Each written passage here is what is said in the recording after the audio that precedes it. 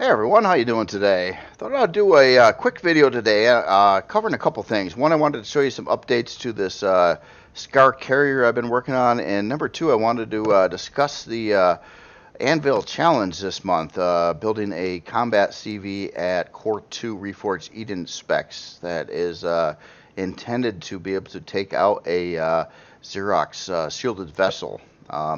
Start with on the carrier here, I worked out the front blocks here. Basically got the force field hangar door kind of thing in the front and the block work around it. And then I worked on the flight deck a fair amount. It's not done yet, but I got parts of it done. I also added a deck gun to the flight deck, basically an artillery turret. This isn't going to come stock on the ship stock. It's going to be an optional thing if you want it or not. But I needed to do some detailing in this area in front of kind of where the building structure is, and the platform of this is kind of like trying to be detailed. And then you can stick a turret on top of it, or the artillery turret on it. And I wanted to use this little fence stuff in here. I thought that would be kind of fitting for Skaar creation. So that's what that's about. It's primarily for looks, and again, but you could add a artillery turret to that. As in the flight deck, I've got about half of it done now. Weird texturing methods going on here, a little bit different than I've done before on things. It's using a lot of different textures and colors in this mix, and it's kind of got like three different lines or three different shades. So you got kind of like a brighter gray, and then a mid-tone, and then a darker gray, and each one of those are consisting of different textures, and each one of those textures needs to have offset colors to have them blend with the other textures. So, and then there's some other occasional areas of a little brown, kind of a very light faded brown in the mix in certain places, and then some cut-ins over here, and almost no add-ons. Add-ons or add blocks I would consider something like what's going on over here, basically where you add blocks up over your base blocks, where I'm pretty much just cutting into the base blocks, making these different, like trying to accent the runways or the landing pads and things like that to make things just look a little more detailed, a little bit more there. But by and large, it's very flat. So docking a creation on here should be very easy, even if you just pull up a random CV that can fit on here and park it. It should dock fine and be level and all that stuff, and it shouldn't, unless of course one of the landing gears just happens to fall into the very center that may have some cut-ins to it.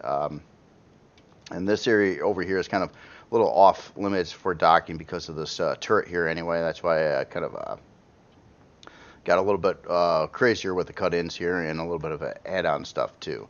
But yeah, that is kind of how the flight deck's gonna be looking here. I also did a little bit more texturing on the buildings here that were built in previous videos, kind of on the inside area. Added a little cargo box around a little frame over here just for decorative purposes mainly. Well, pretty much only.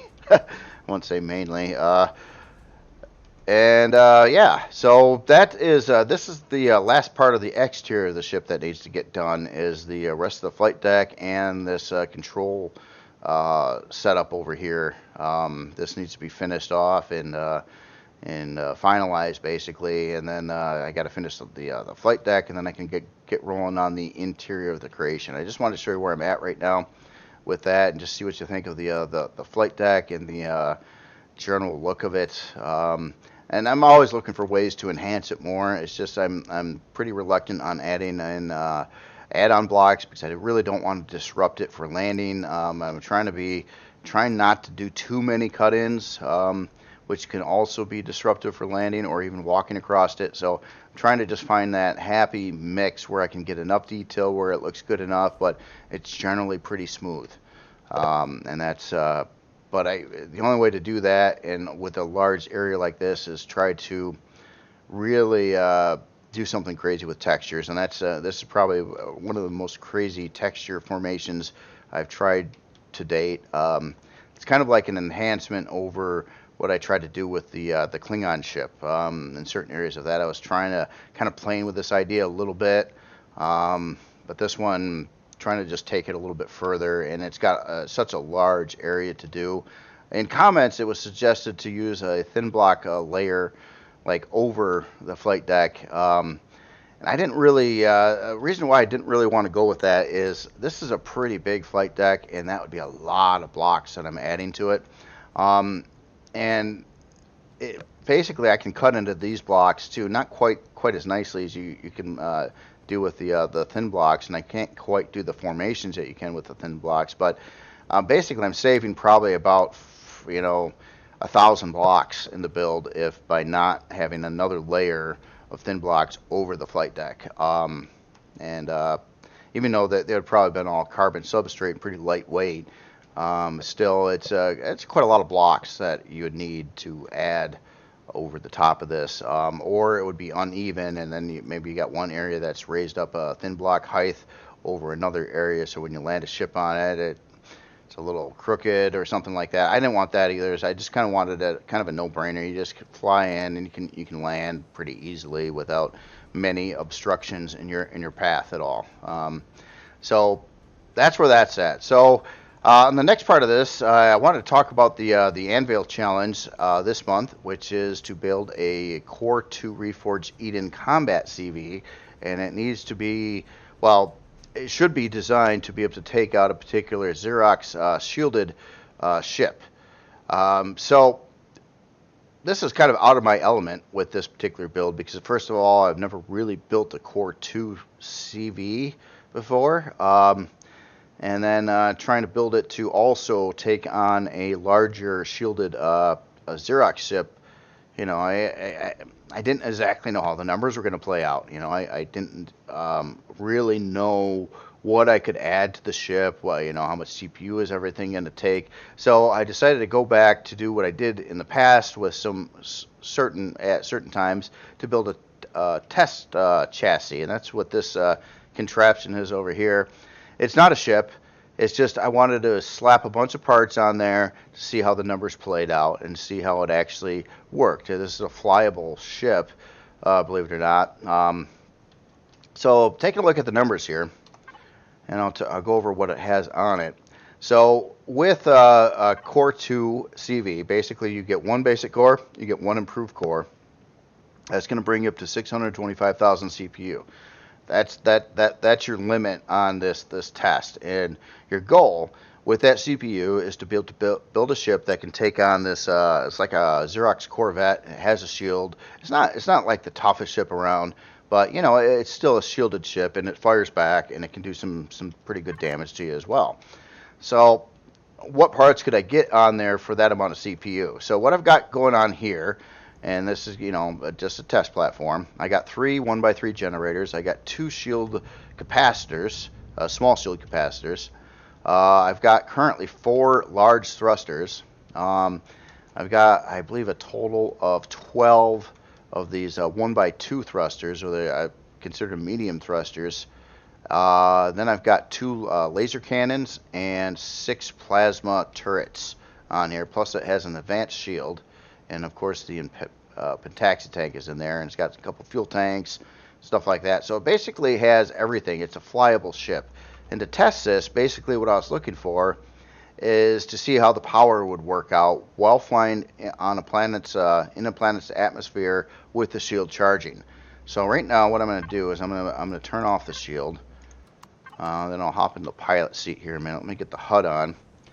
And just flying it around right now without the shield charging, kind of 3-direction flight. Now, what I mean by 3-direction flight is often I might be holding the space bar to go upward while also hitting a key to strafe, and then also pushing forward at the same time. And it's basically where you're making your ship kind of like do 3 directions at once, which uses more power, and that's why I wanted to like to test it flying around like a madman basically. So right now, yeah, no problems whatsoever with power with the shield not on or charging. But let me turn on the shield. So now with the shield on, you see that power went up. You've seen it get up to about 60, about 65% for a second there. Um, and that's about what I've got it to. I think I hit 70% at one point in time doing some kind of maneuver, but that is the highest power usage I could get out of this while charging the shield and stuff. And as soon as the shield is charged, it doesn't use much power at all to fly around, even on the planet's surface. Now, if you test this in space, you're gonna get different numbers. Your ship's gonna use more power in the planet's atmosphere versus space. Therefore, it's better to test that on the planet's atmosphere. You're going to get different results in space by some. So basically, flying this contraption around, it works. It's got some flaws. I haven't really thought about some other things here. Let me explain the weapons. The idea is what this is going to need to be able to do is take down an enemy shield as fast as possible, and you only got limited amount of CPU to do that with the weaponry and things like that. So what I installed on here is two manual fire laser cannons, which are a pretty good shield killer, and then it's got 6 plasma turrets, which do damage to shields as well as hull. And basically, I wanted these turrets to also do shield damage, and I wanted something else to give that a nice kicker, like a couple laser cannons there. So hopefully, all the time, when you're in proximity of the craft you're trying to shoot, you'll be able to take its shield down fairly quickly, and hopefully do some damage to the ship. Maybe even taking out some of its turrets, or if you happen to know how to kill it, or where the core is, or depending on how your combat style goes. I wanted you to be able to take the shield down, do some damage to it before you would need to potentially withdraw and recharge your own shields. If you're unable to take its shields down before your shield goes down, you cannot win the battle. It's game over. You're just wasting ammo or potentially your ship's life if you start taking a lot of fire and your shield's down. So that is kind of what the idea of this was. Now, flaws on this design right now is, to start with, I know for a fact it does not need 2 of these large thrusters to go forward. 1 is plenty. Each one of these thrusters is 20,000 CPU. So it only needs 1. It doesn't need 2. I like having these big thrusters for strafing and forward. I want to make sure the ship can do maximum speed, strafing, and forward. As in the other 3 directions, don't care about as much. Lift and reverse and your down thrust. Those I plan on just using these little medium thrusters to do that. These are way more powerful than what these guys are. So I'm trying to use these. They're a better bang for the buck in CPU. If you look at the thrust power versus CPU cost, it'd take like 8 or more of these to equal 1 of these, and then you're well over the CPU of what 1 of these would be, basically. But this again only needs 1 forward thrust forward thruster. One other thing, if it had 1 less thruster, it could probably also have 1 less generator. It might even be able to have 1 less generator even without that gone, but almost guaranteed to have 1 less generator if one of these thrusters was off the build. So then maybe you could go with 2 generators, which is a savings of another, I'm sorry, looking at the wrong thing here. These generators are 25,000 CPU, so that would be 45,000 CPU, which would easily translate to at least 2 more decent turrets, maybe more if they're cheaper turrets, 2 to 4 turrets. And the more of those I could get on, the more damage you're going to do, and the more optimized you are. And it's kind of what I'm looking at. So this is just, I didn't know, exactly what I was going to try to pull off for this build, or what I was going to really build, and I didn't really know how the numbers were going to work out. And that's happened before in the past too, on certain builds and stuff too. So then I quickly, and I, literally this is like a 5-minute creation here, just to slap parts on something to find out, to test it, to see what kind of things can you add to a ship of this CPU range for what it's meant for. Now this doesn't have a warp drive on it. I'm going to leave that off stock because I want as much CPU as I possibly can muster for weaponry and thrust power, but it'll have room whenever I build it. Now this isn't going to be the ship. This is just garbage here. I just wanted to get an idea on the parts and their costs and how it was going to work and stuff like that. So I do plan on having whatever I build, it will have a location to add a warp drive. It'll have a location to add additional turrets, locations to add additional shield parts and CPU blocks, and potentially even another generator. But I'm trying to keep it pretty small and compact. You know, this is my idea. I can't say, you know, this is going to work. This is my best idea at it right now, and I don't know if plasma turrets are the best turret to go with either. There's a lot of different turret types now. What I liked about these, though, in the tooltip is the fact that they do shield damage as well as hull damage, and I kind of wanted a turret on here that can do both.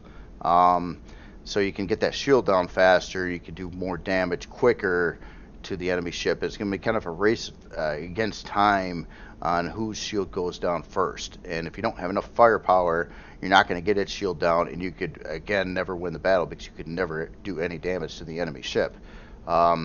This might be a hit and runner, you know, where you come in, you get its shield down, you pop a couple turrets, you fly away, you come back in, you go for round 2 until it can't really shoot you back, or you take out a generator, or if you know where the core is and can disable it in a nice hat shot type of blow. A lot of different ways to do it, but that's the idea behind this. But all I know is I could probably remove one generator and one of these big thrusters from the thing and get more turrets on here.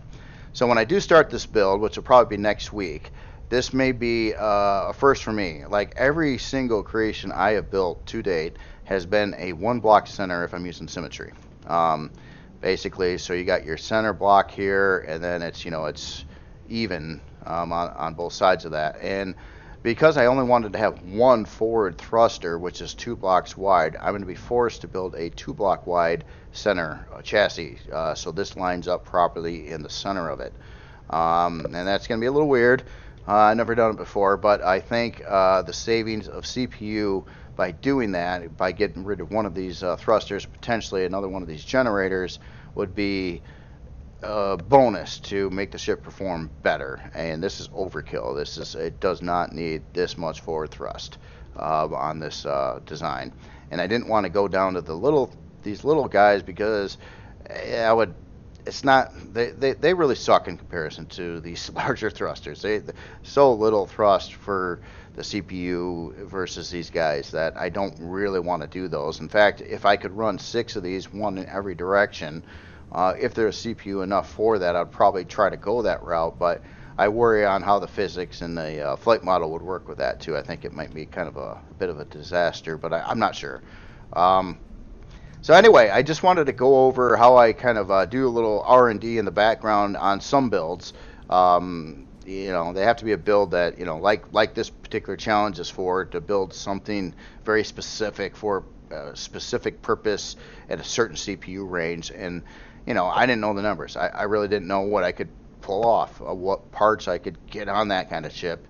And I want to know that before I start building the ship, because, you know, you get like halfway in there, say I planned it out using like, you know, 4 or 6 of these guys over here, and then all of a sudden it's like, oh, I got the hull mostly done, and man, I got CPU enough to add like 2 flak guns, and that's it. And well, the whole design's wasted. It can't possibly do the role that it was being built for.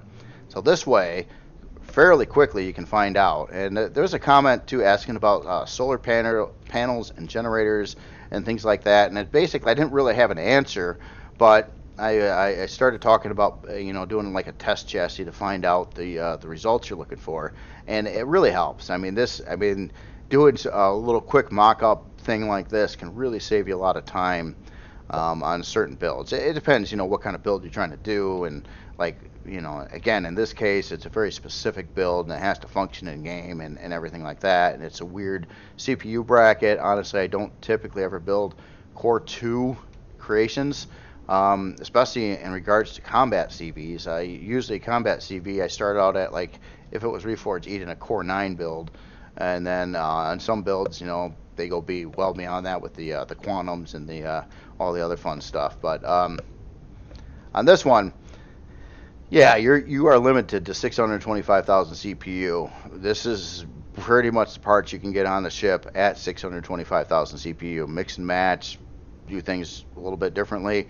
But yeah, it's nice to know those baseline numbers on what you can pull off. And, by building this, I now know that, kind of what I want to build for this. It's going to be a function-based design. Of course, I'm going to try to make it look as nice as I can, but it's going to be primarily based around function over looks on this creation, because I really want it to be able to hopefully nicely be able to hit the goals that it was meant to be able to do in gameplay. So, but again, I don't know. And, other turrets might be a better option too than plasmas. I just liked them because they hit shields and hull, and not all turrets do that. Positrons might be a valid option for that too. I like rocket launchers as well. They do a lot of hull damage, but I don't think they do shield damage, or maybe very little. So I'm just trying to maximize it, and if I could get like a couple more turrets on here yet, so it's got like 8 turrets instead of the 6, and maybe there's even 2 different types of turrets on there. There's a lot of options out there, but knowing how much generators and how much thrusters you can put on it, and what kind of weapons you can put on it, and the shield parts and everything is really helpful to know before you actually start building the creation. So I just kind of wanted to go over that. Especially if you're new to the game, and try to learn even like all the other, like all these different numbers, and vanilla is different than Reforged Eden, and everything's, and things get changed so often that, I built a lot of stuff, and, this build was kind of confusing me too, because I didn't really, of all the things I built, I really didn't know exactly what to build for this challenge. And the only way I know how to find out the information I really want to know is to do a mock-up test chassis, which I think is the easiest way to find out. And then you get exactly the information you kind of want. You can play around with it and mix and match parts around and see how it goes. And then hey, when I build this ship, I can run this many thrusters, I can run this many things, I need to run this many generators, and I know what's going to work. And that is really helpful to know before you get into something that isn't going to work out, and you realize it after you sunk like 6-8 hours into it, and you're like, oh, this isn't going to work out. That sucks. So yeah, I'm just trying to save myself time by building this. But I thought I'd show you it just so so you can learn what I learned from building this test chassis. And that's all I've got for today. Tomorrow I'm going to try to, again, or tomorrow or Tuesday, can't say specifically which day yet, but I'm going to try to build out the rest of this in a video if I could. I don't know if I'll be able to hit that whole section in a time of one video, but I'd like to get that done and out of the way. And after that, it's just some more flight deck to do, which is kind of tedious, but it's not that much more to go. And then I can start on something new, which is diving into the interior. First step on that too, I'll probably cover on the video, and that's going to be trying to figure out its general layout and where everything's going to go, and how the floor design is going to be, and things like that. And then I'll have to go out through that and build each individual area, like one build at a time, until the entire interior is complete, and then I can release this thing to the workshop, and there we go. Anyway, y'all have yourself a great weekend, and I will talk to you later.